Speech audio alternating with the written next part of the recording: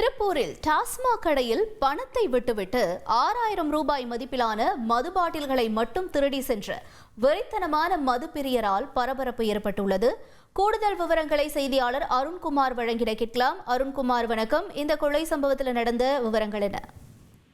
வணக்கம். திருப்பூரில் நேற்று நள்ளிரவில் டாஸ்மாக் கடையில் பணத்தை எடுக்காமல் 6000 ரூபாய் மதிப்பிலான மது பாட்டில்களை சாக்கு மூட்டையில் கட்டி சென்ற மது பிரியரால் பரபரப்பு ஏற்பட்டுள்ளது. திருப்பூர் பழைய பேருந்து நிலையம் அருகே உள்ள டாஸ்மாக் கடையின் 1990 நேற்று நள்ளிரவு 1 மணி அளவில் டாஸ்மாக் கடையில் பூட்டை உடைத்து கடையில் இருந்த 6000 ரூபாய் மதிப்பிலான மது பாட்டில்களை மர்ம நபர் ஒருவர் சாக்கு மூட்டையில் கட்டி திருடி சென்றுள்ளார். இது குறித்து கடையின் விற்பனையாளர் கோபால் அளித்த புகாரின் அடிப்படையில் திருப்பூர் தெற்கு போலீசார் விசாரணை மேற்கொண்டு வருகிறார்கள்.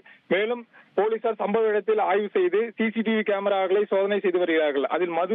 அதில் ஒரு நபர் ஒருவர் கடையை உடைத்து மது பாட்டில்களை மூட்டையில் கட்டி செல்லும் காட்சிகள் வெளியாகியுள்ளது.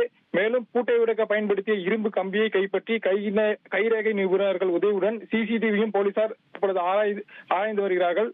திருப்பூர் மண்டல டாஸ்மாக் மேலாளர் தலைமையில் விசாரணையும் நடைபெற்று வருகிறது. கடையில் விற்பனையான பணம் 3,76,000 ரூபாய் இருந்த நிலையில் பணத்தை எடுக்காமல் மது பாட்டிலை மட்டும் திருடி சென்றுள்ளது குறிப்பிடத்தக்கது. விவரங்களுக்கு நன்றி அருண்குமார். தந்தி டிவியை உங்கள் கேபிள் டிவி ஆபரேட்டரிடம் இலவசமாக கேட்டு பெறுங்கள்.